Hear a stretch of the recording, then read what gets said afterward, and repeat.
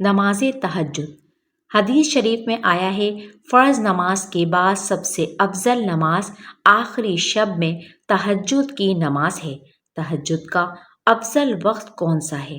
بخاری شریف کی حدیث ہے کہ رات کا آخری حصہ ہے، کم از کم 2 رکعت، زیادہ سے زیادہ 12 رکعت ہے، اور جس کی تہجد کے وقت آنکھ نہ کھلتی ہو تو یہ 4 رکعت بعد نماز عشاء تہجد کی نیت سے پڑھ لیا کرے تو یہ تہجد میں شمار ہو جاتی ہے۔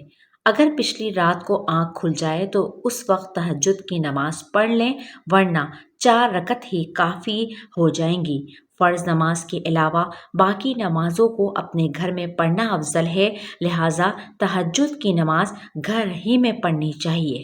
رات کی نماز میں افضل یہ ہے کہ 2 رکعت کر کے پڑھی جائے، اس لیے تہجد کی 2 رکعتیں پڑھنی چاہیے۔